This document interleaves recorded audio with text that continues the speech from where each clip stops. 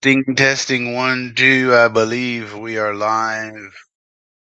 Leave. It's Sunday. It's 10 a.m. It's coffee with Frankie. Bill Adams, let me know if you can hear and see me okay. We got Phil Adams in the chat over here. We just need 4 more recruits into the Army. Get to 500 strong. Sign up. I would agree. Phil, let me know if you can hear and see me okay. Loud and clear, Phil says. All right. Well, it's Sunday, December the 15th. We got plenty of news to go over this Sunday. That's for sure. We got plenty of news to go over this Sunday, December the 15th. That is for sure. So we're going to do some of that. We're going to get into Billy Belly. We're going to get into some injury review and some elevation news. We have some elevation news. We'll go over the Jaguar roster. We'll take a look at some Delphi rankings. Where do these teams rank after all? After week 14 of the NFL season, we'll do some probably some business odds and ends. Why not? So that's what we got on tap for this Sunday. Also, as always, taking any questions, see if I have any answers. Sometimes I do, sometimes I do not. You never quite know. But that being the case, I'd say let's get into the latest news of the day. Jets Insider. We basically have a couple of pieces of news here. Jets Insider, this comes from the Dick Chimney. Big chunk of defense is headed to free agency, so expect an overhaul. That's from Jets Insider. And that is as reported by Rich Samini of ESPN, the Dick Chimney, always blowing smoke. But this also makes sense. Our defense has not lived up to expectations. So I would anticipate what this means is goodbye, Mr. Kinlaw. Goodbye, Mr. Fotu. Goodbye, Mr. Solly Thomas. Unfortunately, we love you as a human, but not as a football player. Goodbye to probably DJ Reed. Goodbye, maybe to Brandon Eccles. We got to see. We don't know. But a lot of those people not coming back. Goodbye to Mr. Hassan Reddick, probably. Now, the one guy we definitely have to resign is Jamian Sherwood. I don't care what defense comes in, you want a Jamian Sherwood on your defense. So we should sign him immediately to a long term deal. That makes sense for both sides. I don't see why we haven't done that already. But that needs to be done. But otherwise, a lot of people are going to be turned over. That means free agents. That means draft picks. Could mean some trades. Who knows? But that's as of 2 hours ago. Breaking news as of 2 hours ago. Jets Insider, big chunk of defense headed to free agency. That's not the news. So expect an overhaul. That's the news part. Merkovich is here. He says, good morning. Um, Good morning to you, sir. Next piece of news is that the Jets will begin general manager interviews this week. So we're getting started already before the season ends. That's a good thing. Starting with former tight ends general manager John Robinson and former Washington and Philly executive / current ESPN analyst Louis Riddick, per Adam Schechter, Samini reports. So we're getting started on our general manager interviews. Now, this makes a lot of sense. This means that the 33rd team has probably finished a chunk of their work in terms of vetting, though this part of it, anybody could have figured out that these two would be on the list. So not a big deal there. But these are good candidates. Doesn't mean they're getting the job. John Robinson was thought of as a good general manager. He did make one very bad move in trading A.J. Brown that seemed to piss off old Mike Vrabel. But widely criticized for that move, as well as taking Treylon Burks and thinking that Treylon Burks could take the place of AJ Brown in terms of production, which was ridiculous. Everybody should have seen that coming. Phil Adams says, "Will Savage be allowed to sign anybody?" Well, why not? I mean, is Woody that dumb? I mean, he's got like Savage should go to Woody and say, "Listen, we got to sign Sherwood. No matter who comes in next, regime's going to want him." So Woody, all this stuff comes down to Woody, and what we have to hope is that Woody is getting. We have to hope Woody's getting smarter as time goes on, that he doesn't make the same mistakes over and over. I mean, that's all we can do as fans and hope, because he's not selling. But Woody, yeah, Woody's got to be convinced. Yeah, okay, let's sign this kid because anybody's going to want him. We need him here. Let's just get it done. We don't want to risk losing him. That's not a player you want to risk losing. Other guys, fine. Lakey Fotu, Solly Thomas, Javon Kinlaw, goodbye, goodbye, goodbye. You want to make an argument about DJ Reed, but he's probably going to be too expensive. DJ Reed, see you later. And especially if we could sign somebody like a Brandon Eccles, to a nice smaller deal and then see what we can get in the draft sort of thing, okay. But Sherwood, I mean, it's just a no brainer. Just sign the kid. He's proven it out. He can play multiple roles. It doesn't matter where you put him. He's going to be effective. So, all right. So that's that. But now we're saying, all right, we're getting, well, we have to hope, Chris. Otherwise, we could just turn into. I was having a conversation with, uh, I think, Eddie McGuire on the on the comment section of the videos. Chris, it's like, if we don't think Woody, like if we just think Woody's just going to screw everything up always, what hope is there to be a fan? You know what I mean?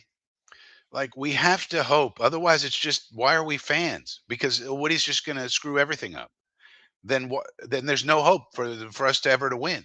So what is the point of being a fan of the Jets then?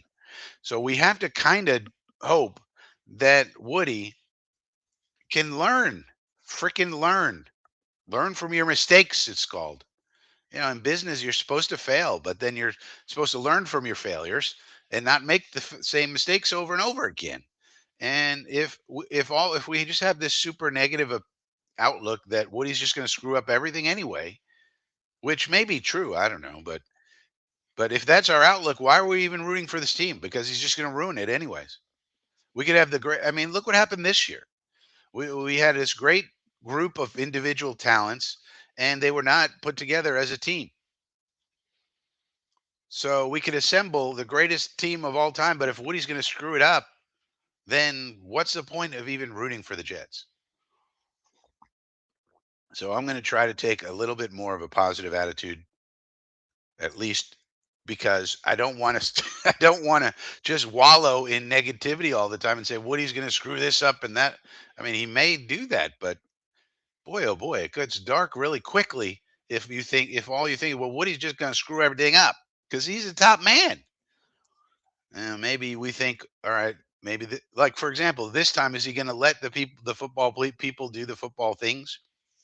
I would hope so.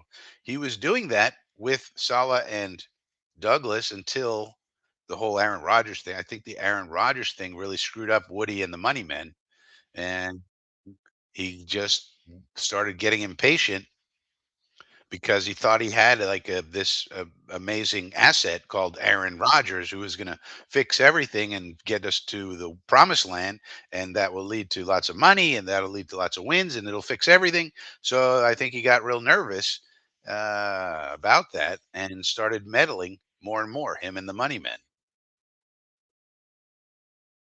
But before that, he was pretty hands off with Douglas and Sala.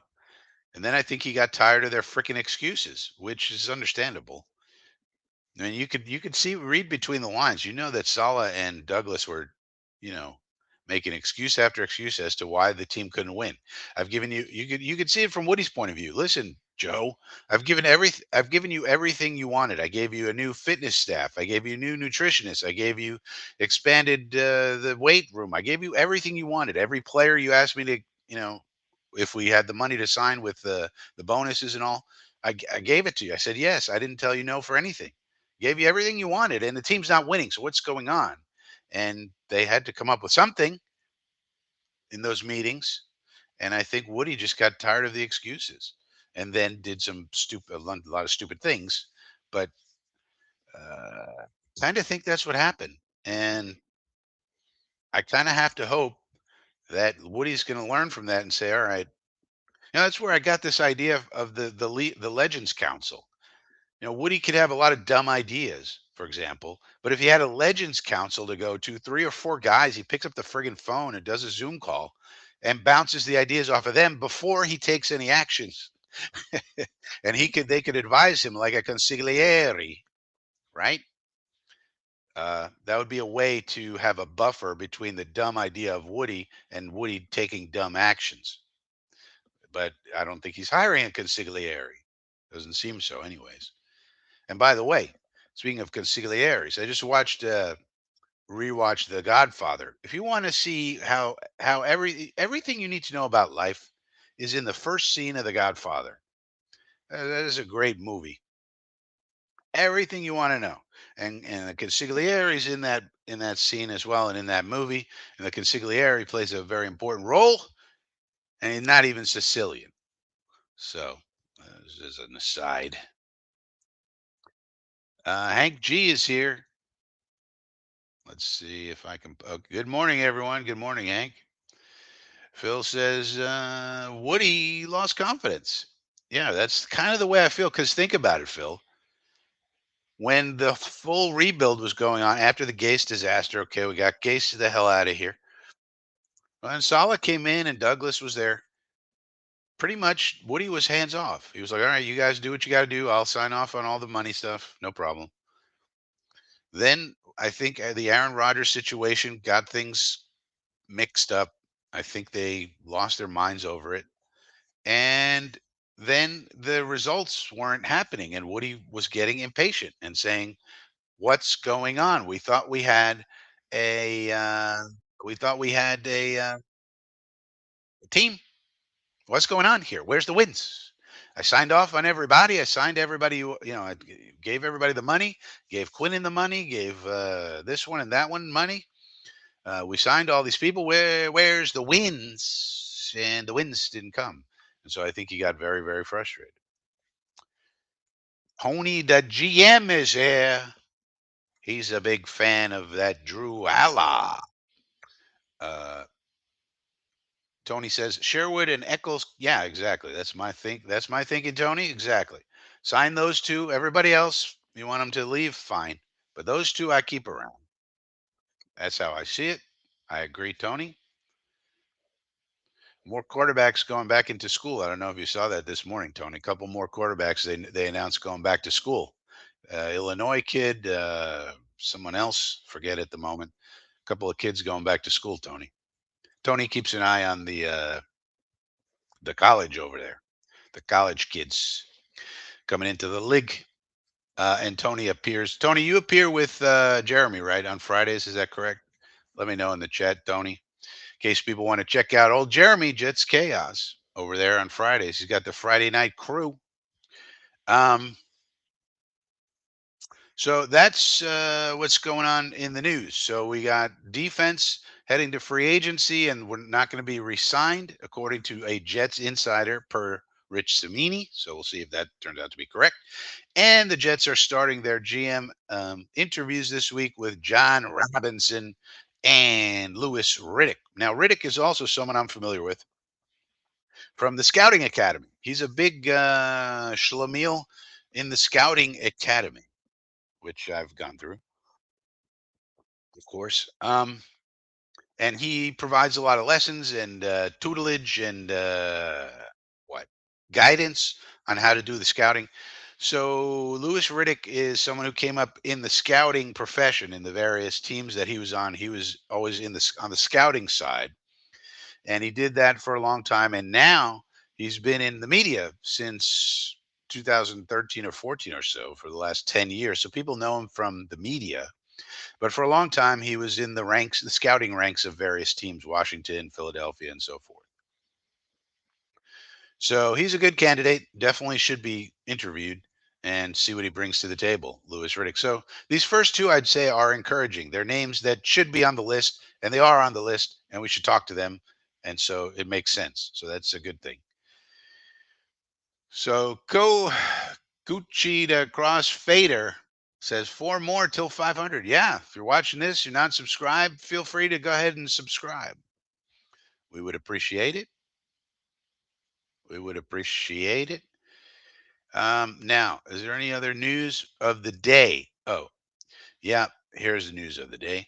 So, per multiple reports, Tyler Conklin, the tight end, downgraded to out of the game today. He is not injured, but he's having a baby with his wife.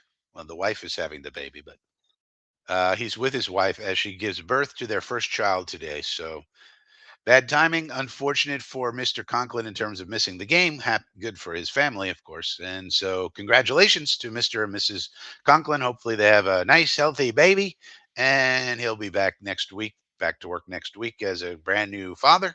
So that's great to see with Mr. Conklin. But this also means a great opportunity for Jeremy Rucksack to prove he can do something, and also maybe Kenny Yaboa might get a few extra looks today, maybe, might do something. Now, um, in addition to that, we have some roster moves. So then just checking to see if there's anything breaking right now. Samini reports on the weather. Clouds will give way to sun later today for a battle between two 3-win teams. He's real excited. Jeremy Ruckert rocked a Joe Namath jersey as he arrived to the EverBank Stadium. Okay. Quantez Stiggers could be pressed into duty today. Malachi Corley remains a question mark, says Samini. Okay.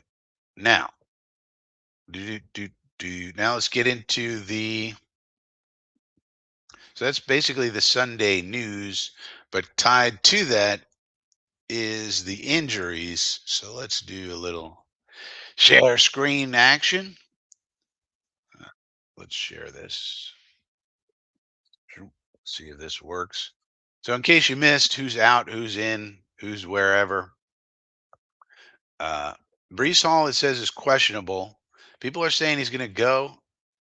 I could see him being inactive still, but he's getting close. If he goes today, that's fine. And then, obviously, if he doesn't go today, then he'll go next week.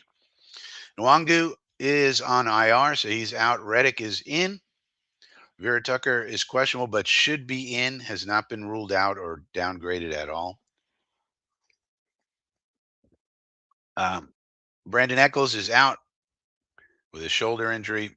Morgan Moses looks like he's going to be in this tough SOB. There's another guy we should re-sign immediately as backup for backup capacity. That is one tough SOB, Morgan Moses. Great locker room presence as well. Xavier Newman Johnson, he's out with his groin injury. DJ Reed also out. So Michael Carter's in, but as we all know, he's kind of iffy with his various injuries that he's had. Olu, no problems with the toe. Sauce Gardner will be back with his hamstring. Adams was non-injury vet rest, and then Conklin with the baby. And then for the Jaguars, their list is much smaller for some reason, but only Evan Ingram is really of concern to them, and he's now out for the season. Their speedy, tough to cover tight end Evan Ingram.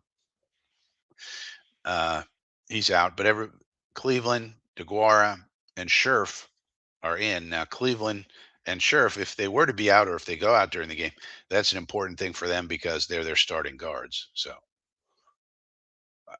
similarly, the Jets also signed Kendall Sheffield to the active roster. So now K Chef is on the 53 man, in case you missed that.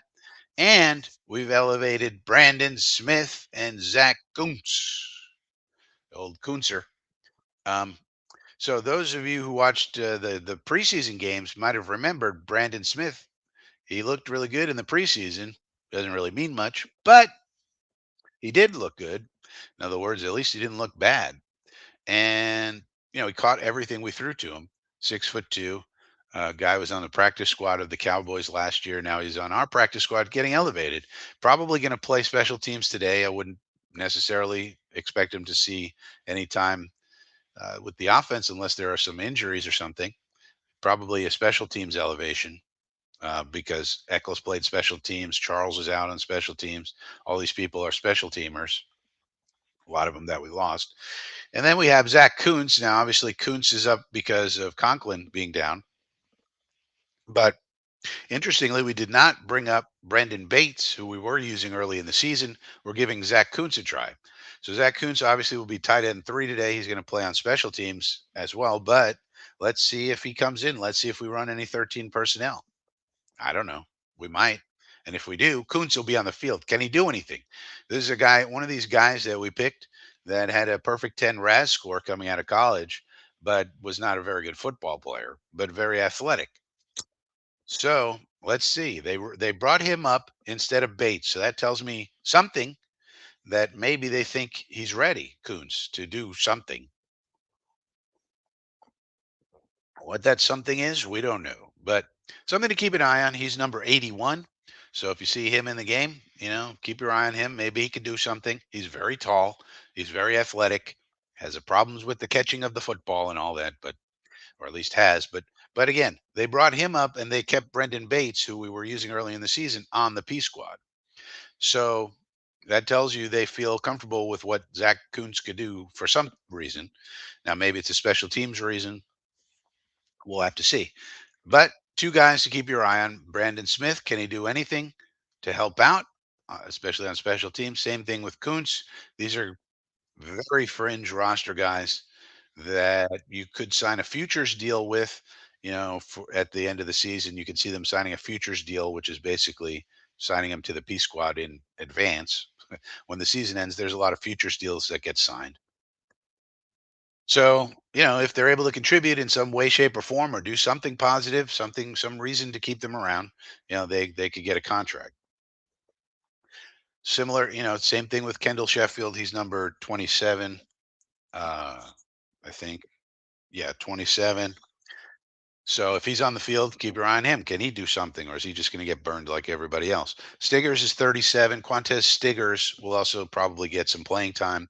So that's a guy we took in the 5th or 6th round. And can he do something to help out? We also previously signed Jalen Simpson. He's number 25. He might get in the game. He's somebody who's on the practice squad of the Indianapolis Colts, a defensive back. Defensive back. And interestingly, I think he was a 4th round pick of the Indianapolis Colts in this past draft. So that could be someone who maybe could do something.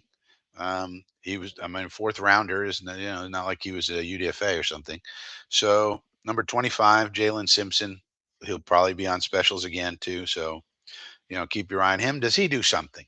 And that's a guy, maybe you keep him around. He's a young fella. See what he looks like. We have no idea. He was with the Colts all through the preseason.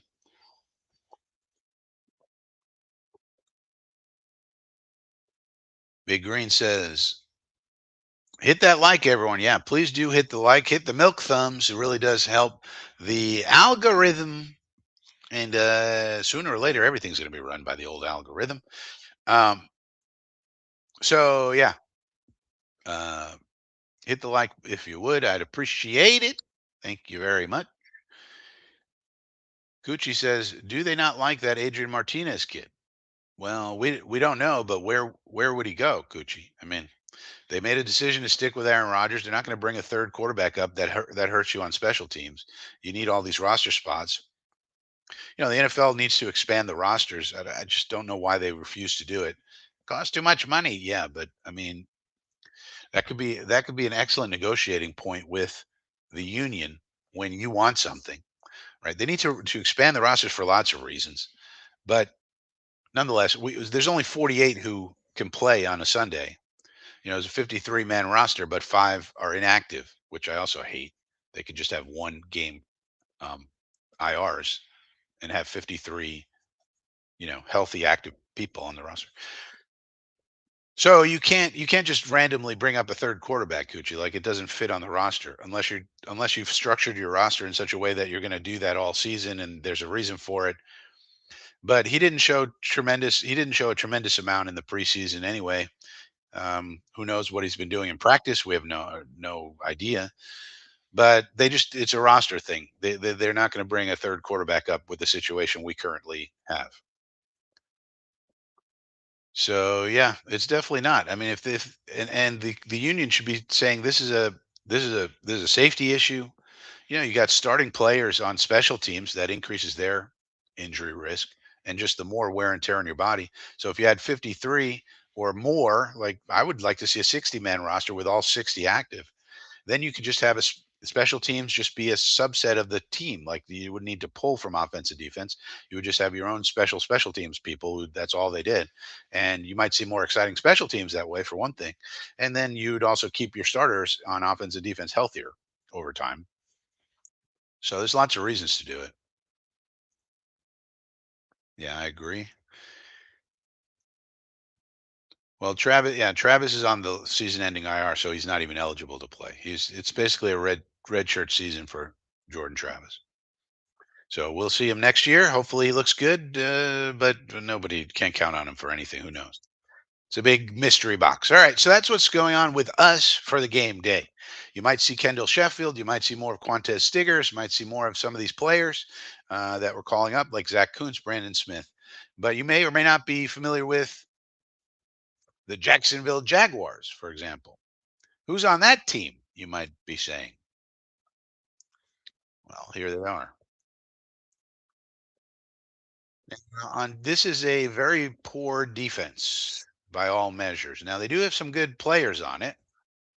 In particular, Trayvon Walker. Remember him? First overall pick in the entire draft, and he's starting to come on. 6'5", 272 out of Georgia, and he's a good edge player, rushing the passer.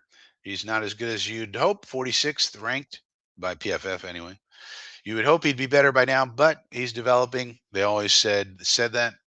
And then you have this man who's a monster, Josh Hines Allen. He used to be known as Josh Allen. Now he's Josh Hines Allen. He changed his name back to his original. So he's also 6'5", 255 out of Kentucky. First round pick, seventh overall. This man's a menace. So we got to make sure we block this man. He is very, very good. Number 41 on the field, number one in your hearts.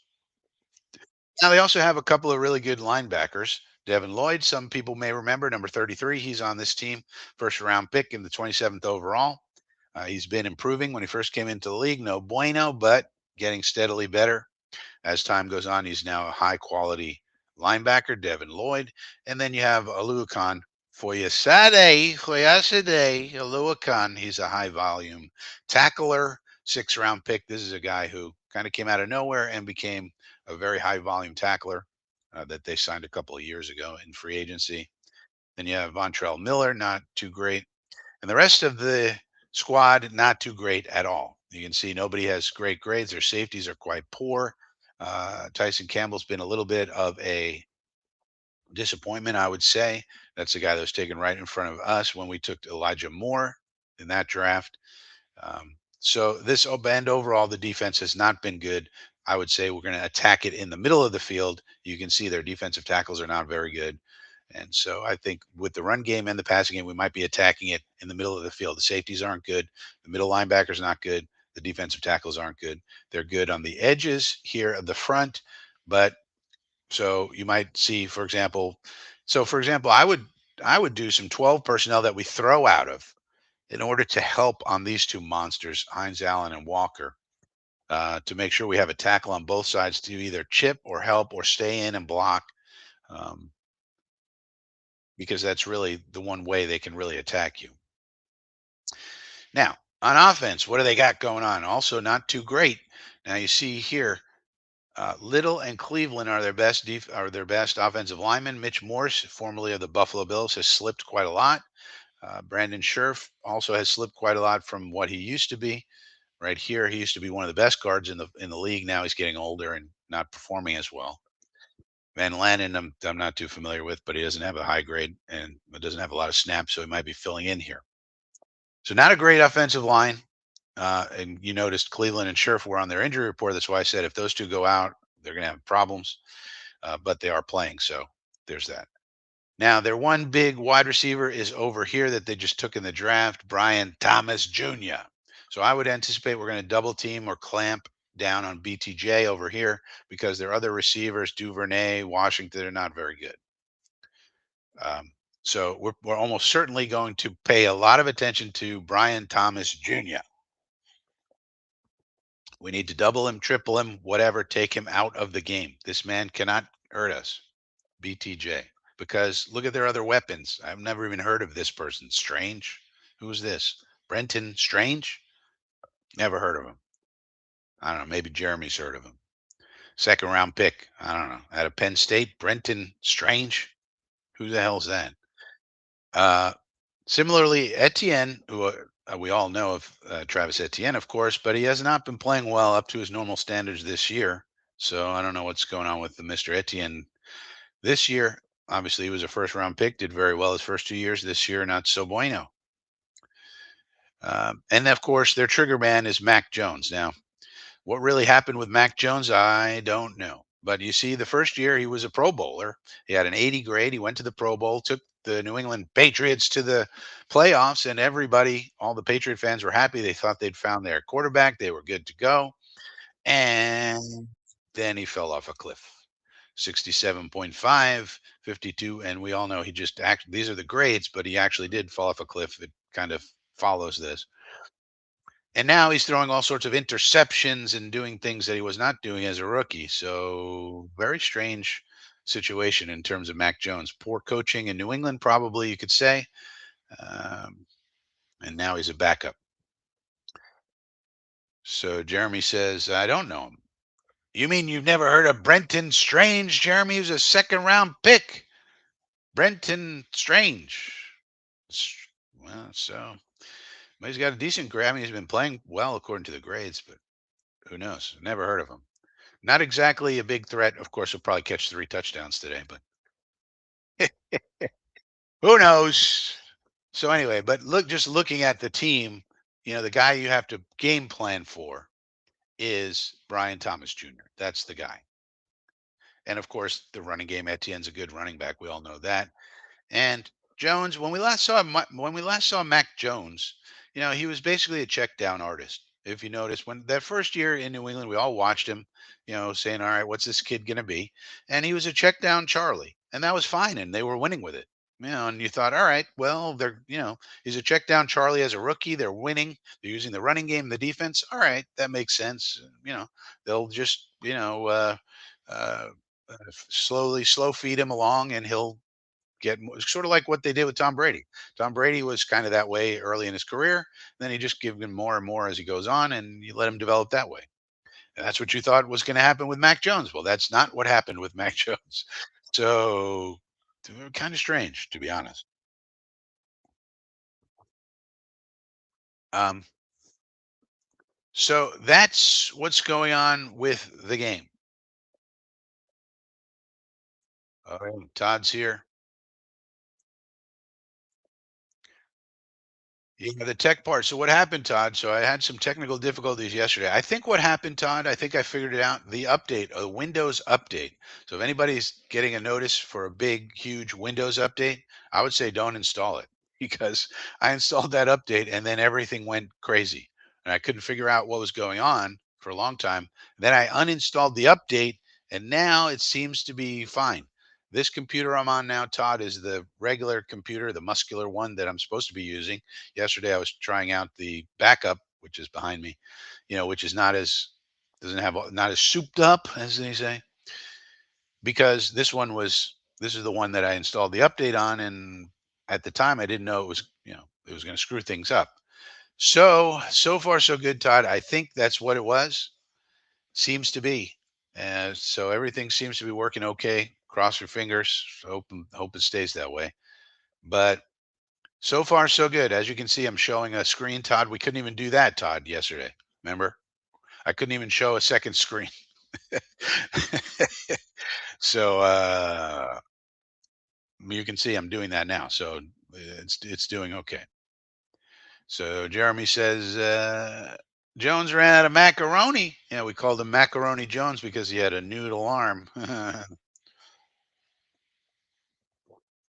Oh, noodle arm macaroni Jones. But yeah, the mac and cheese, I don't know what happened. Somehow Belichick ruined him.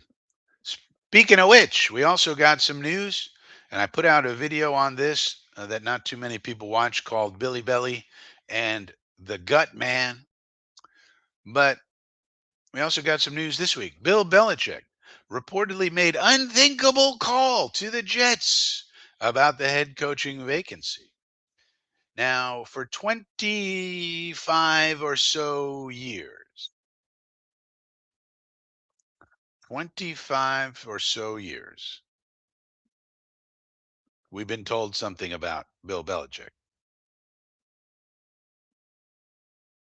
EJ says, I keep hearing Anthony Becht being brought up as a head coach. What do you think? Well, he's a little short on experience. I think Anthony Becht, he does have some experience, of course. I think he'd be well served to go into the college ranks.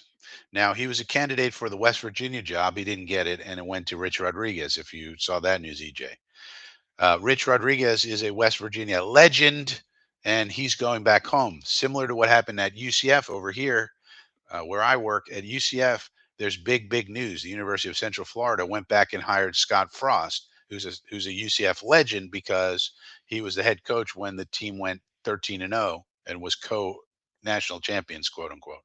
And as soon as that happened, there was massive. It was massive news. There was billboards. There was this and that. You know, the love for Scott Frost here is unbelievable. So Becht is a West Virginia graduate, um, so that's his connection there. He interviewed for that job and didn't get it because Rich Rodriguez, a legend there, got that job. So I think Beck needs some more experience. I wouldn't mind him coming on as a tight ends coach or something like that. I don't think he's ready to be the head coach of the Jets yet. He needs more experience. Like we need this job is not just any old job. We need somebody who's amazing. Jets Chaos says, let's just hope we find a way to lose and position ourselves to lock up Alar. I think Alar is going to go back to school. I really do, Jeremy. Kid's 20 years old. He's got some things to work on. Why wouldn't he go back? I think one of the things these kids these days, like now, like as of the last 2 or 3 years, now that NIL is here and rev share is here, I think these kids look at examples like Mac Jones, like Zach Wilson, like Trey Lance, like Justin Fields, even. And they say these NFL teams are not developing these kids. So they're going to develop me. Like in the NFL, there's not a lot of time for development unless you structure it as such. Like I've been saying the Jets should hire a quarterback development coach who does that. But most teams don't do that. So these kids are looking at it going, how am I going to develop? Do I want to end up like Zach Wilson and Justin Fields and Mac Jones and Trey Lance and all these people? Desmond Ritter and the kid out of North Carolina, all these people? And they wind up backups and then they never develop. Why don't they instead take the NIL money in college, which is in the millions of dollars? Aller can make millions in college and then develop in college, you know? And then when you come into the league, in theory, this would be, in theory, then you're much better situated to start hot, do a CJ Stroud type thing, where you start hot. Let's go. Um, I think a lot of kids are going to think that way. You already saw a couple of kids this morning say they're going back to school, one from Illinois, one from somewhere else, I forget. I think a lot of these quarterbacks, especially the quarterbacks, are going to just go back to school because they're the ones who can make the most NIL money and they're the ones who need the most development. So why wouldn't you? Especially Al is 20. He's a junior, but he's 20 years old. I mean, it makes all the sense in the world to me for Aller to go back. Now, maybe he doesn't, but I think he's going back. That's what I think. EJ says, do Robinson and Vrabel get along? Well, I think that they do. They work together for a long time. However, there is the idea that Vrabel was very upset with the trade of AJ Brown, which was a terrible move by Robinson. That's probably the biggest stain on Robinson's career was trading AJ Brown in a draft day move and then thinking he could replace him with Traylon Burks. That sequence of events was very bad, and it was I mean, we don't know. All we really have, as far as I'm aware, is um, a reaction that was caught on camera by Vrabel when the trade happened, which was him basically getting up from the table and walking toward the back of the room. And people say, "Oh, there you go, Vrabel pissed off about the trade." We don't really know. As far as I know, I don't know if there's been any reporting on this, but they worked together for many years, so we'll see. No matter what, he Robinson is a guy we should interview and just get that interview in the books and get our thoughts on, get have that ready to go. That way, when we talk to Vrabel, we've already talked to Robinson, and we can have a conversation about it. So we'll see. So Jeremy says, be smart for him to go back, but he may not risk it. I don't know if he's a top five pick this year. I know you guys think so, Jeremy, but other evaluators don't see him that way. It's all about risk management 50-50. Yeah. So if he goes back and gets injured, then he hurts his stock. But then I think he, if he gets injured, he could go back again and go become a redshirt senior, I think. I mean, yeah, you can. I mean, that's what you have to weigh in football always is you could get hurt if you don't take the money now, you could get hurt later. That's true. It's definitely true. So we'll see. And Jets is here. So anyway, so let's get back to the news. We got this story. Bill Belichick reportedly made an unthinkable call to the Jets. Now, what I was going to say is we've been told that this idea of Belichick to the Jets is unthinkable because Belichick hates the Jets. He hates the Jets. That's what we've been told for 25 years. But what if, and I did a video about this yesterday, you might want to check out called Billy Belly and the Gut Man.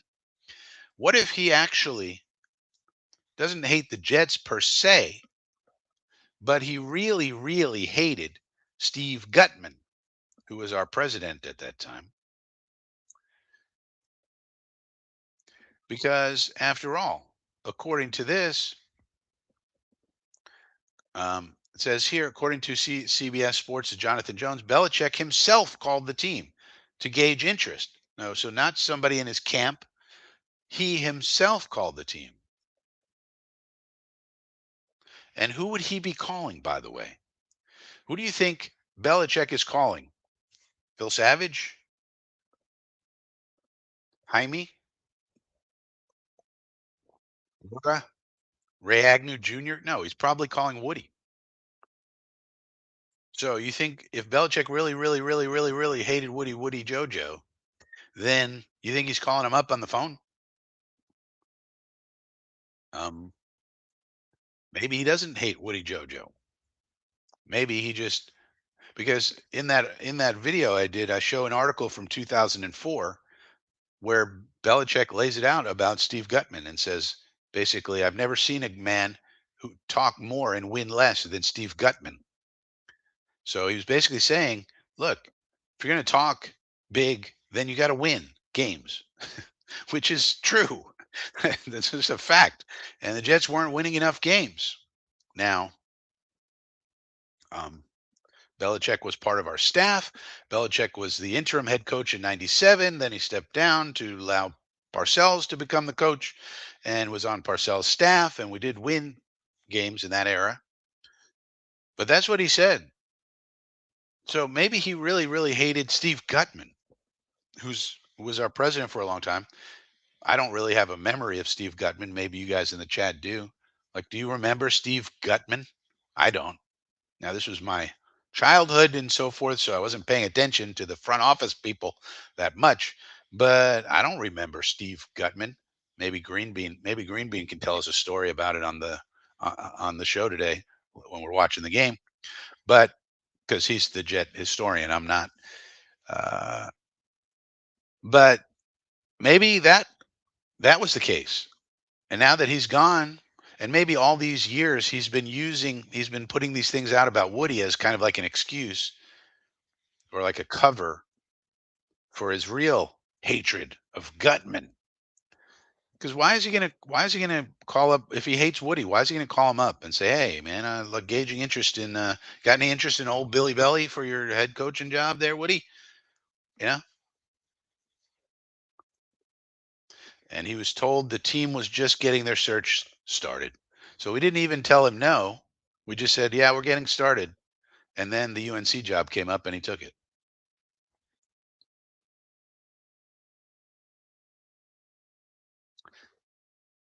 So we'll never know if the two sides would have remarried now that Belichick is in Chapel Bill to coach the North Carolina Tar Heels. But man, what a story that is.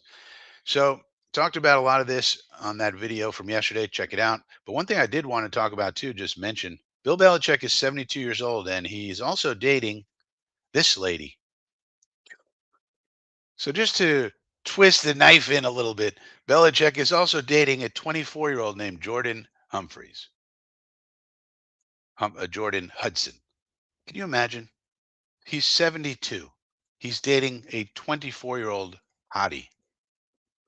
This guy, man, it just never stops. Look at this girl. Look at this. Depending on your orientation, this probably piss you off. The man is 72 and he started dating her 2 years ago. So he actually started dating her when she was 22 years old. She's a beauty school dropout. She was a cheerleader. The other thing I thought that was funny, this is a joke and not real, but like, can you imagine? This is a joke and not real. Just want to state that for the record. Can you imagine him going to UNC and being like, I'm 72 years old. How can I get into like these sorority parties? Well, what if I had a 24-year-old who looks like this? Maybe she could introduce me to some.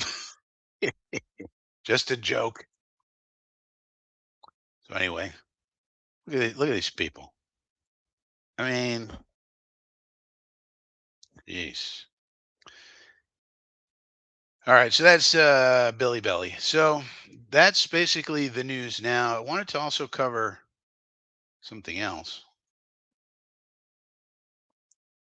If you remember, we started talking about. So this is a new story. We started talking about investments in some of the teams. So we're talking about ownership and what could be done with Woody and so forth and so on. All right, so let's answer a couple of questions first before we. What is Jaime's role? Jaime's the president of the team, EJ. He's El Presidente. So effectively, he's over the business side of the operations, which often intermingles with the football side. So basically, he and Douglas, or the GM, are basically peers. Some say he's higher up on the list, but he and the GM are technically peers. The GM is the head of the football operations side, and then Jaime's the head of the business side. So all the business people, the sales people, the ticket people, they all report up to Jaime El High. That's what he does. Tony says, I think the kid from Illinois, and there was another one. I forget, Tony. Just look at, well, yeah, I'd have to go back and see. There's two of them I saw this morning, Illinois, one other one. It's not my specialty, Tony. Chris Bradigan. No, I think actually Woody relies on him quite a lot, Chris. It might be the curse of Gutman. Yeah, exactly. The old gut man, Billy Belly and the Gut Man. That's what I called it. People didn't like the video too much, I guess. Well, they didn't watch it really. Wonder what she sees in him. Yeah, Phil, that situation is depending on how you look at it, could be a great motivation to in your life to make millions and millions of dollars because if you do, you could have a shot with a 22-year-old hottie, and if you don't, you probably you probably don't. Yeah, I'm just focused on the Blue Devils.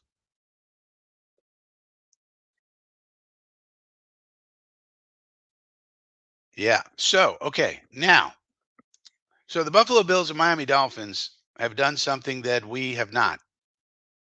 So, private equity investments and other type of investments were recently approved in the NFL meetings. So, what does this mean? This means that those teams now are going to have liquidity. And we often talk on this channel about liquidity, and it just means straight cash, homie, as the great Randy Moss once said. And if you guys haven't seen the news about Randy Moss, he's been diagnosed with and treated for cancer, unfortunately. So prayers up for Randy Moss. And if you want to learn more, go to randymoss.com. He has a whole thing about uh, trying to fight cancer and so forth and so on. So prayers up for Randy Moss, the great Randy Moss, who also provided the great quote, straight cash, homie. So whenever you hear liquidity, you can just think of Randy Moss, straight cash, homie.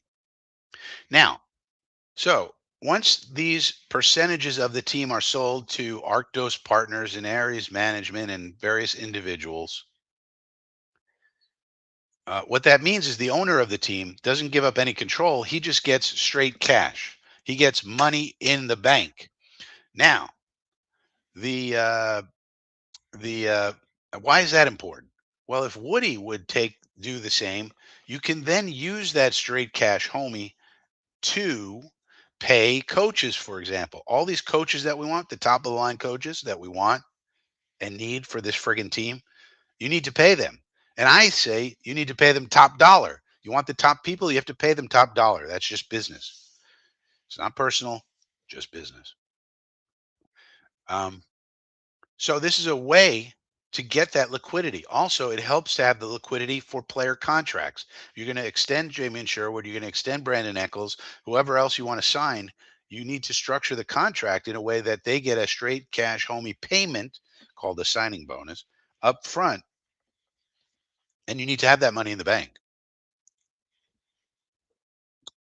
But we're not hearing about the Jets and this type of investment. There's many other teams that are going to take advantage of this. The first two are the Bills and the Dolphins, happen to be in the AFC East. So now the Bills and the Dolphins have an advantage over us. They have a cash advantage because their owners have this cash now, or soon will, that they can use however they see fit. And if they're smart, which well, the Buffalo Bills we know are smart. The Dolphins, that's questionable, but if they're smart, they're going to use it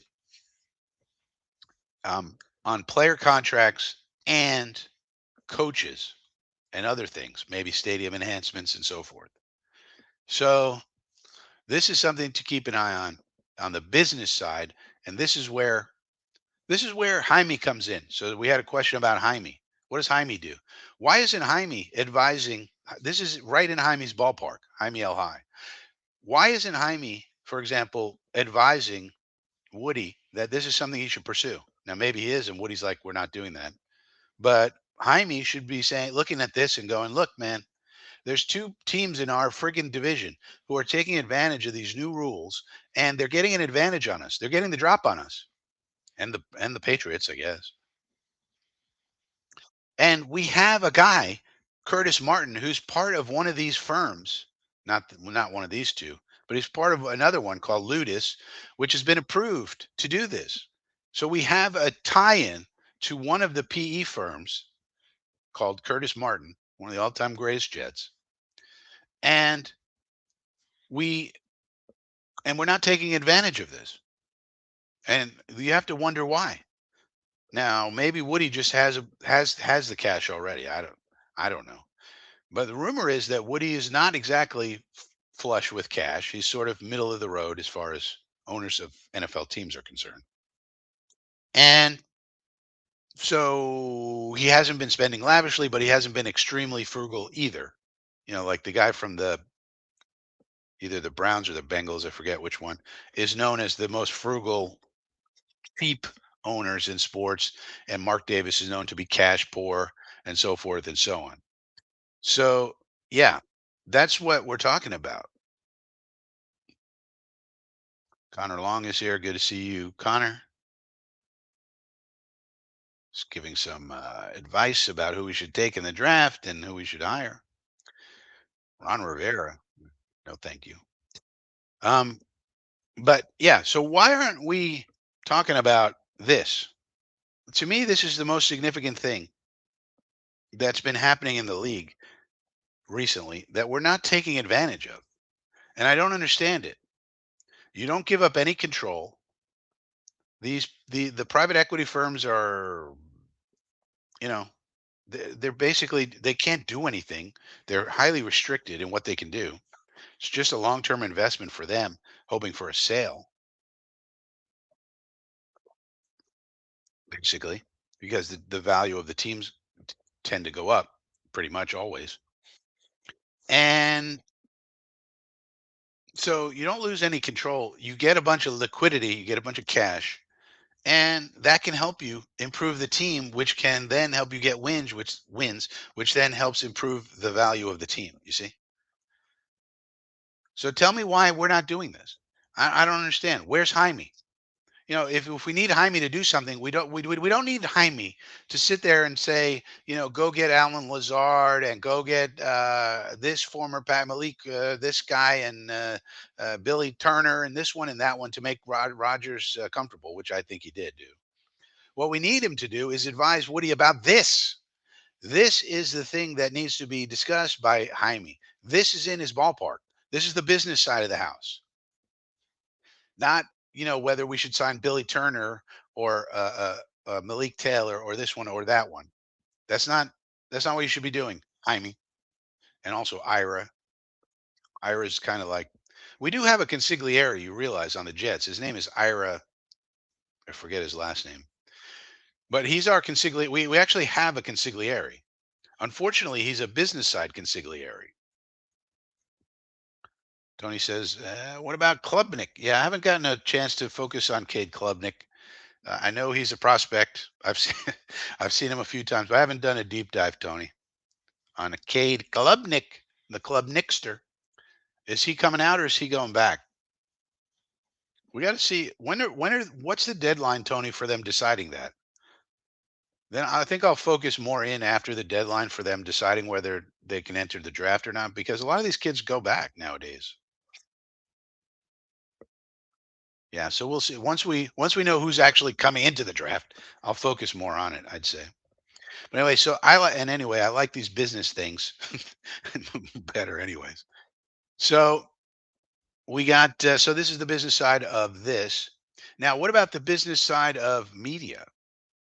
What about the business side of media? What are you talking about, Frankie? Well, we also talked about some developments in the world of media. The media is changing and it's changing right before our eyes. And we use some of these examples here in a previous video called Media Masters about there's consolidation going on. There's this company called All City. They're doing some very interesting things.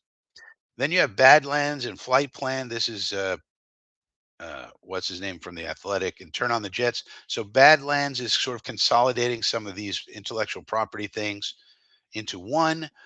Chat Sports is doing the same thing, and then Roundtable. This is Richie's thing, and so this is like a consolidation of many different channels all talking to each other and so forth and so on. And I said at that time, well, Jets X Factor seems to be a prime target for some of this. What are they going to do? Like, are they going to consolidate in with this group here? Are they going to join in with All City Network? Now, All City conducted a round B. US based All City Network raises $12 million to expand sports coverage. So they did a round B and they got $12 million. And what they're going to do with it is they're going to go into the Dallas market. It says here, All City Network, a rapidly growing force in digital sports media, has secured $12 million in Series B funding to fuel its ambitious expansion into the Dallas market. And my thing was, who's going to expand into the New York market? And I was thinking it's probably going to be maybe Jets X Factor could do something similar.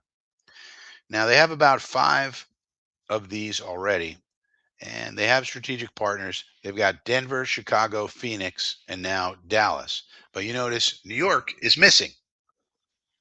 So what's going to happen? Well, turns out, in case you don't know, there's Nick's X Factor. So I don't know if you guys have heard about this, and you can see who's writing for Nick's X Factor. And Connor Long's in the chat. He writes for Jets X Factor sometimes. I don't know if you write for the Knicks X Factor, Connor, but now there's Knicks X Factor. So what Robbie and the team did to say, okay, we're going to expand on our own. So we like the X concept. We're going to go Jets X Factor, Knicks X Factor. Then they're going to have Yankees X Factor maybe and Mets X Factor. All the X factors. Um, so and you see the articles are written here mostly by Robbie, right? So he's just getting this off the ground. He's got a Brian Pohl over here. Brian Pohl. So he doesn't seem like they have too many writers. So if you want to write about the Knicks, you might want to contact old Robbie. Maybe he'll let you write on the website, right, Connor? Um, but interestingly, that's what they decided to do. So they haven't now whether Robbie has secured Series A funding. I don't know. We'd have to check in with Robbie, see how he's funding this thing. If he wants to say, sometimes you keep things private.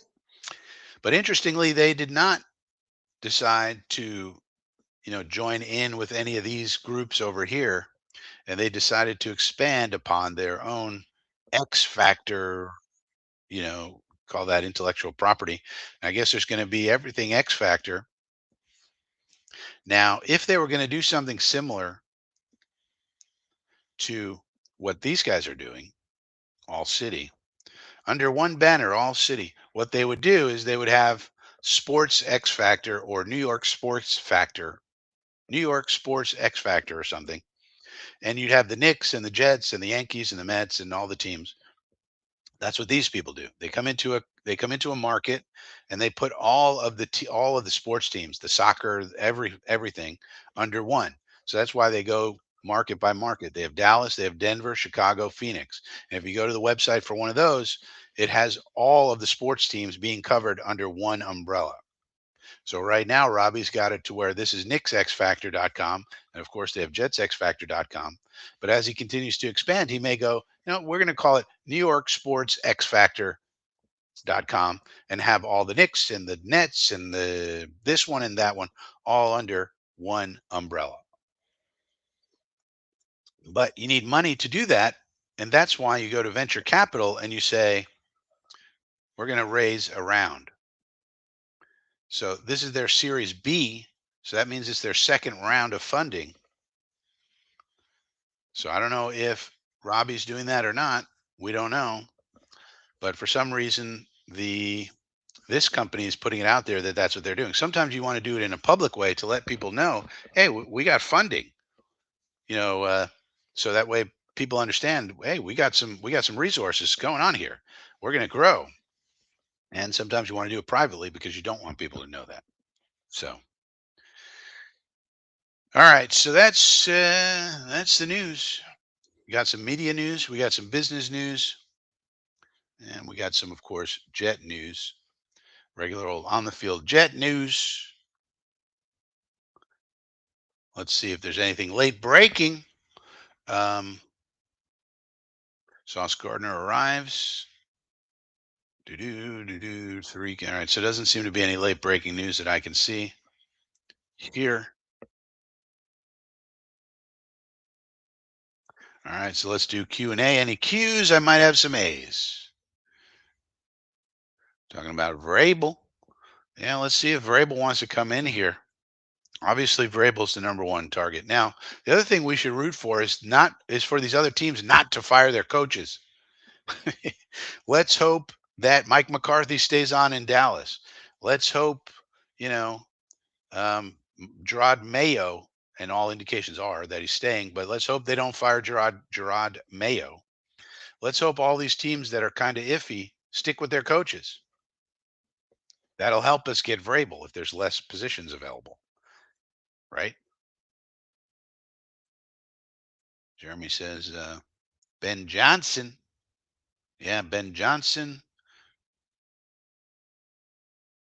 Usually after the games, I go to Triple X Factor. Yeah. What about that?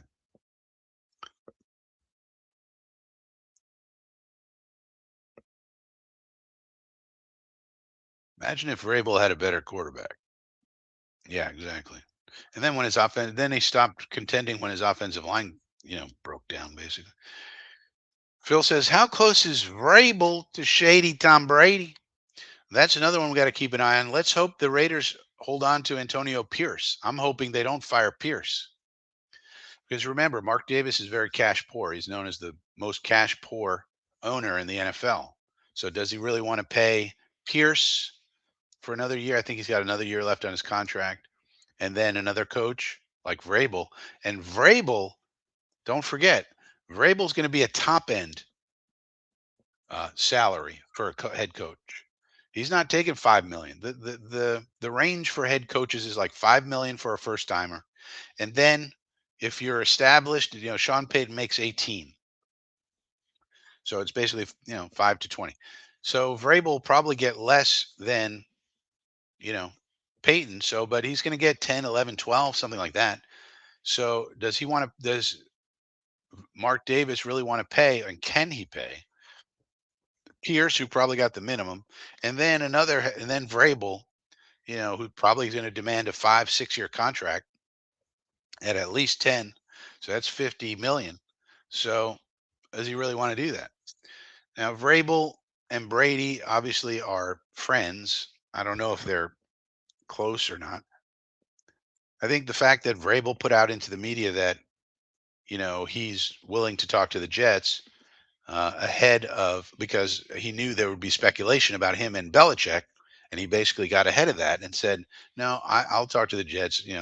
Whatever Bill Belichick has going on with the Jets, that's his own thing. It's not going to make determine with me." And I would think it's the same thing with Shady Tom Brady. You know, and it's been reported that Brady's going to have a voice in the Raiders' decision making situation, which makes sense. I mean, how much of a good businessman is Shady Tom Brady? I don't. Nobody really knows in terms of football business.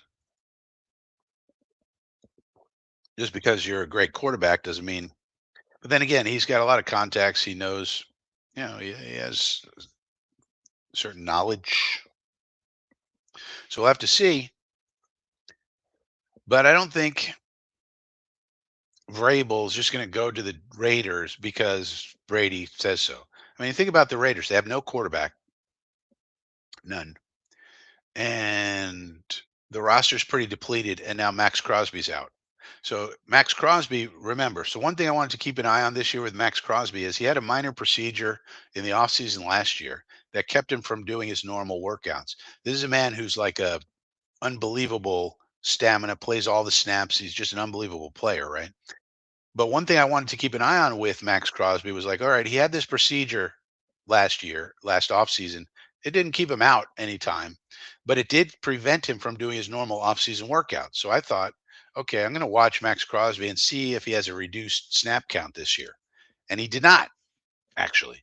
I was like, wow, okay, this dude's unbelievable. But now he's injured again. He has some sort of ankle thing. He's got to get surgery. So now he's getting that. So now this is two off seasons in a row where he's had a surgery. So even your superstar on your team that you want to build around, Max Crosby, the Condor, is starting to break down. And one of the reasons the Condor is so great is that he stays on the field so much. Well, with all these injuries, somebody else might say, well, let's play him, 65, 70% of the snaps instead of 100, to keep him healthy. And now he's not on the field as much and he doesn't provide as much value. So, and that's a guy you want to build around. Christian Wilkins that they signed, he also got injured. So they don't have a ton to really build around there. Their offensive line isn't great. It's okay. They got one or two guys maybe that you want to, build around. So that situation, regardless of Tom Brady or not, is not. I don't think it's better than our situation. How's it better than our situation?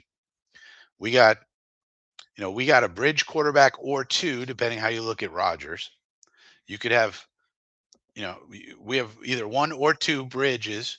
We got one guy in the stable, that could be something, but more than likely is not Jordan Travis. And we got draft picks. We have young talent and the defense, the offense. Our offensive line is 80% done.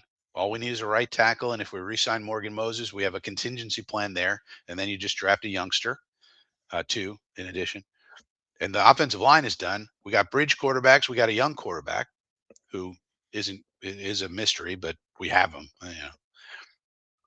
And so, which situation would you like? I mean, and you think Woody's going to mess around with Vrabel and whoever Vrabel's GM is? Let's say it's Vrabel and Robinson. Let's say he likes Robinson. We don't know. I haven't seen any reporting on it. Let's say he likes Robinson. He gets along with Robinson. They work well together. Blah blah blah. Let's say it's Vrabel and Robinson. You think Woody's going to meddle with that with Mike Vrabel? Mike Vrabel could tell him to go jump in a lake. Fire me then. You're not going to listen. Yeah, Woody Johnson comes in the room and says, "Guess what, fellas? We're benching Tony Adams." You think Vrabel's going to stand for that? He's going to say, excuse me, Mr. Johnson, we're benching Tony Adams." I don't think so. You can go take a flying leap in the lake and fire me if you don't like it, dum dum. So, yeah, the Bears, Vrabel. Well, the Vrabels. Well, the Bears. The thought with the Bears is their primary motivation is um, developing obviously Caleb Williams. So the thought there is Ben Johnson number one and Cliff Kingsbury number two. You know, offensive coaches who've had success. Obviously, Ben Johnson just plain old success at running an offense, and um, and then Cliff Kingsbury has had success to varying degrees with mobile quarterbacks. So EJ says the Bears might want Vrabel. Everybody's going to want Vrabel to some extent. He's the number one candidate out there, and that's why we have to root for teams to not fire people. We want as little as few openings as possible because everybody's going to interview Vrabel. He's the number one candidate. Maybe you might say Ben Johnson's number one, but really, he's never been a head coach, etc. So, way you look at it, he's number one or number two. Uh, and you know, do they really want to go defense? Vrabel's primarily a defensive coach because you're not going to be able to get Ben Johnson to be your OC or Kingsbury. You can't say let's pair Johnson and Vrabel. That doesn't work because you have to give it up. You have to promote Johnson or Kingsbury. The teams won't let you interview them for OC. So you can't pair them. You can't pair Vrabel with one of them. So the idea with the Bears is, well, we have to because the Bears have a pretty good team. If you look at their roster now, look at the Bears roster compared to the Raiders. The Bears are more similar to us, where they actually have a good roster, lots of young pieces in place, and some good veterans in place as well. They just need to figure out Caleb Williams and is he the guy or not? And obviously, he's shown some flashes, done some things. He's up and down like a rookie, typical rookie. I'm like CJ Stroud. But the idea with them is, well, that should be our primary concern. Whatever happens with the defense, we'll get a good DC, but our primary concern is Caleb Williams. And so, is he better off with Vrabel, or is he better off with Ben Johnson, or is he better off with Cliff Kingsbury, or somebody like that, the offensive genius type head coach? But everybody's going to want Vrabel to some extent, EJ. You know, like to some extent, you're going to get Vrabel on your radar. He's a top candidate. It's going to be Vrabel mania. But so we have to really, I would say, hope that the fewer the openings, the better off we're going to be. Now, one of the things that Nania is putting out today is that, where did this go? Michael Nania put out an interesting tweet today. Sometimes he puts out, oh, Luke Altmaier. So if Tony's still in the chat, Luke Altmaier, going back, Illinois quarterback. There it is. Luke Altmaier. And also Haynes King from Georgia Tech. Uh,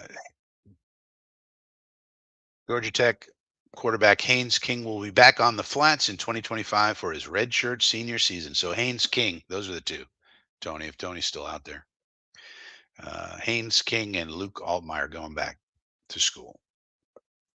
So one of the things that Michael Nania said was that there was a poll done in 2021 by ESPN of analytics staffers in the NFL, and they wanted to know which team in the NFL is the least analytically advanced. This was done in 2021 while Robinson was the GM of the Titans. And they ranked the Titans. Eight of the staffers said the Titans are the least analytically advanced at that time. So that's not great. But people change, and it depends on your um, orientation toward analytics. Analytics should be part of the mix. Now, for those who may not know about Lewis Riddick, um, he has 13 seasons of front office experience, all in pro scouting. Washington Redskins as a pro scout. Now, that's something too that our pro scouting has to improve. We should fire all of our pro scouts, every single one, Greg Nemej and all the rest, because they stink. Washington Redskins director of pro personnel. So this guy's been on the pro personnel side as opposed to college. Philadelphia Eagles pro scout. Philadelphia Eagles assistant director of pro personnel. Philadelphia Eagles director of pro personnel. So I like Lewis Reddick a lot as a candidate because I do think that pro scouting in a certain aspect, pro scouting is actually more important than college scouting because every team is going to have your road warrior college scouts all doing pretty much the same thing. They all go to the games, they all file their reports, and all the reports are pretty much going to look the same. Like New York Jets superfan is here. He says, "What about Mason Graham?" Everybody knows that Mason Graham is amazing. You're not going to get a scouting report on Mason Graham that's going to look too different. If you look at all 32 scouting reports from all the teams when they file their reports on Mason Graham, all 32 of those reports are going to be the same. They're not going to be different. So, hey, Jake Gasman's here. Good to see you, Jake. Jake is actually the man. Jake's the kind of guy who'll do 4 shows in a day and then show up in people's chats. Like Jake's incredible. Love the show. Good to see you, Jake. You know what I mean? Like Jake Asman will do 4 shows in a day and then do a radio program and then fill in for Mike and the Mad Dog. And then at 11 p.m. he'll be in somebody's chat room. Jake's amazing. But like, you know what I mean? Uh, Super, right? Mason Graham. If you looked at all the teams' scouting reports on Mason Graham, they all look exactly the same. You're not going to. So, in other words, the scouts for all the teams, there's not a lot of differentiation. They're all filing their reports. They all come in, and you have all the information, and then it's about the decision maker.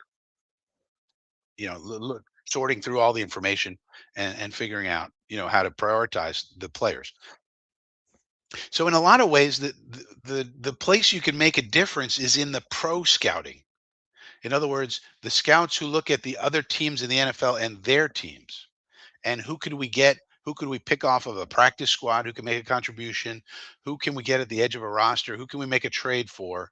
Because somebody, for example, recommended Lakey Fotu and somebody to Joe Douglas, and somebody recommended it was our pro scouts, not somebody. We know who it is. It's the pro scouts. The pro scouts recommended that we sign Javon Kinlaw, although Saleh probably had a say in that. The pro scouts did self scouting and said, yeah, we need to bring Solly Thomas back. And we didn't need any of those people. We needed better people, much better people. But yeah, Mason Graham now. The other thing, Super, you got to keep in mind what kind of defense is we running next year? Tell me that much, Super. What type of defense is we running?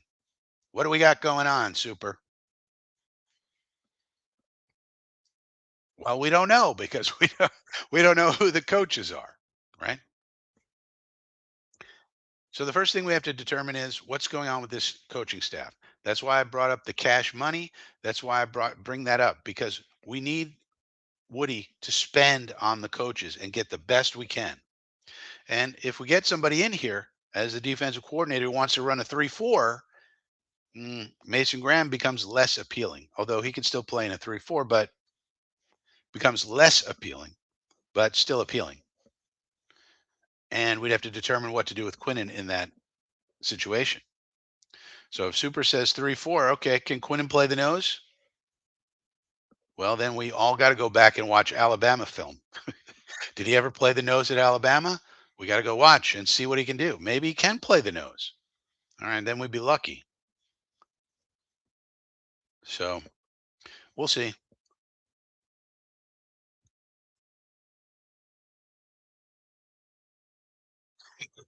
All the Asmaniacs. I don't think all the Asmaniacs are here, Phil. Phil, the great Phil Adams. By the way, for those who don't know, somebody asked me previously, maybe it was last week, about the flag behind me. That is a Jets Jack. They said, "What's up with that Union Jack you got back there?" I was like, "That's not a Union Jack. That's a Jets Jack, Jack." And it was made by the great Phil Adams. And there's only five, as I understand it, only five in the entire world. That's one of them. And it's a Jets Jack. It's a Jets and all their logos. And it's a combination of US and Britain, showing the collaboration and the friendship between the US Jet fans and all of the Jet fans in the UK. Shout out to all the Jet fans in the UK, by the way. The United Kingdom, God save the King and the Queen. But and all the princes.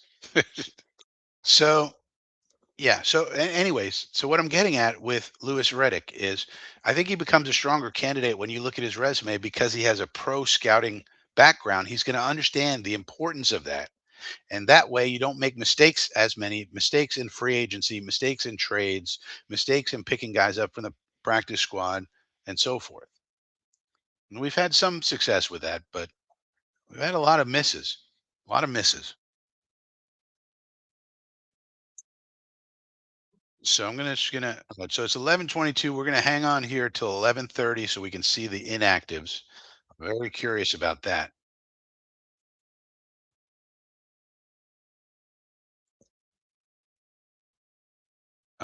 But we'll also check to see if there's any late breaking news.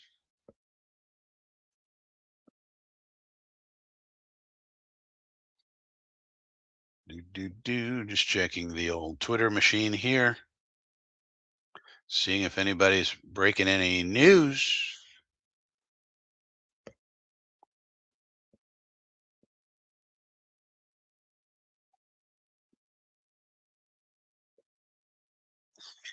There's a lady who's a Jet fan who leaves the most positive comments uh, that I've ever seen. Like if on X, it's mostly negativity, as we all know, and um, it's basically a toxic dumpster fire. But there's this lady who just leaves the most positive comments. It's really quite refreshing. So, for example, there's a picture of Aaron Rodgers, showing up. The Jets put this out, QB1 on location, and it's Aaron Rodgers in a business suit and glasses and so forth. And she puts in a comment, "Thank you for the effort, Aaron. You dressed for success, and nothing says you mean business more than a suit jacket. Command that field like we all know you can and get the dub. The flight back to NJ will be so much more fun if you do. All in." Isn't that a nice comment? Yeah, I get a kick out of it. It's so much different than most people. Let's go to the Jet beat writers. All right, no breaking news just yet. Well, yeah, Barney, we talked about this earlier. What we're kind of hoping as Jet fans is that he's learned something. So we kind of discussed this earlier. I don't know if you were here, Barney, earlier, but the idea is that if you remember when Sala and Douglas first got together and we put them together, Woody was out of the way. Woody wasn't hands on with them, and what I think my theory is that Aaron Rodgers kind of screwed things up in terms of the Jets kind of changing. They started to get impatient. They got all excited, the money men, etc. Um, they made all these bad decisions. They started getting involved because they thought they had this asset in Aaron Rodgers that was going to, lift up the organization and start getting us, all sorts of money and season tickets and this and that. And then so they started getting more involved. And then when the wins didn't come, Woody got impatient with Salah and Douglas and started to get more involved because he got frustrated. This is my hope. And that now, once he gets these hires in place, he's going to again step back and let them do their job. Because if we, as Jet fans, think Woody's going to always ruin everything, it's kind of pointless to be a Jet fan, isn't it? If because he's the one constant. He's not going anywhere. He's not selling the team. So if we just think, well, Woody's going to ruin everything anyways, then what the heck's the point of being a Jet fan? So I have to hope, maybe it's a little irrational hope, that once he gets these people in place and they're good people, hopefully, God willing, um, that he's once again like he did in the beginning with Salah and Douglas when he was in, well, he was in UK also for some period of that time, but that he won't be as involved. That he's going to let them cook, so to speak. That's what I hope. So Barney says, well, late Conklin's definitely going to be inactive. Let's hope Corley's not. Dom C is here.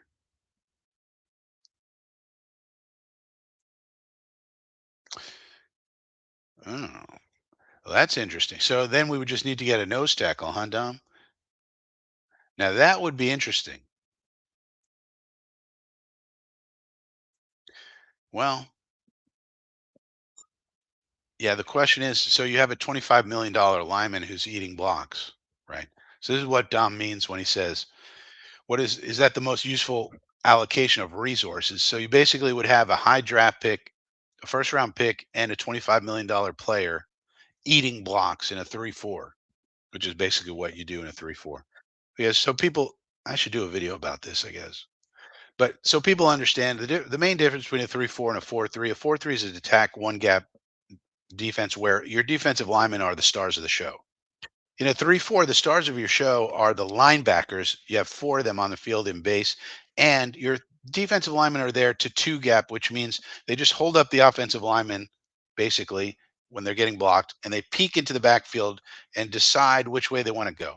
For the most part, they're just kind of eating blocks for the most part. And then your linebackers then gap fill and make all the plays. And so the linebackers are the stars of the show in a 3-4.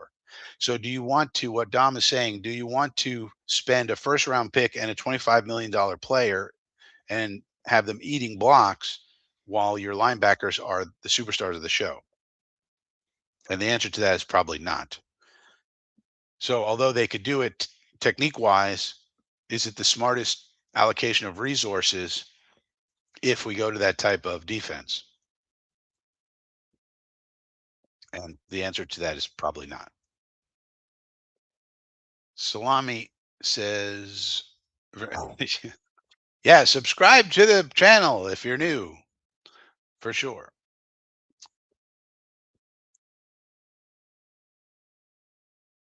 Yeah, man. That's why I'm even trying to stay positive with Woody, trying to stay positive even with Woody, Barney. You know what I mean? You know what I mean?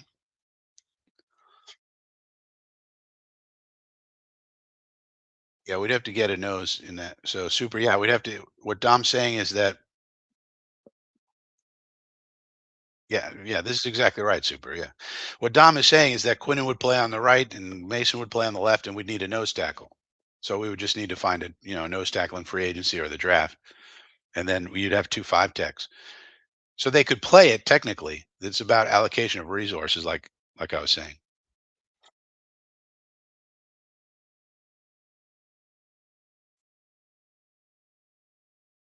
Yeah, I really do think so. I think the brass got a hold of this Aaron Rodgers idea. Remember, we had Derek Carr. We could have had Derek Carr very easily.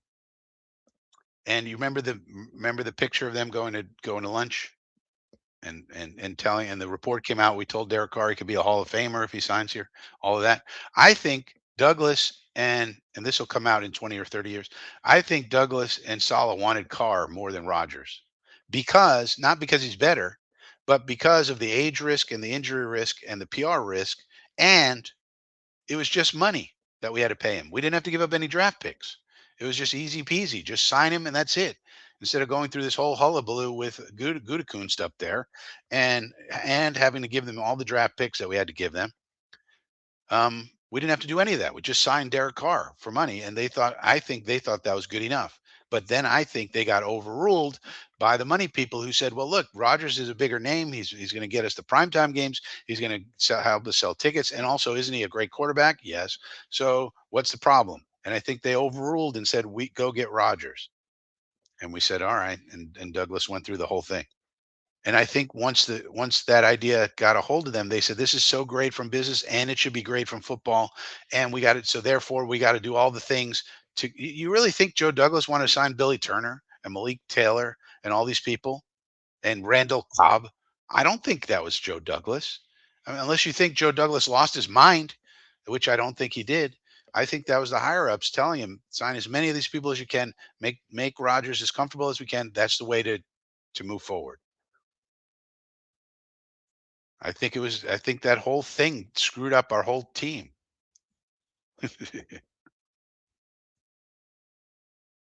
Yeah, so if we go to a 3-4, then McDonald and JJ would technically be linebackers. Yes. But they of course would be on the line often.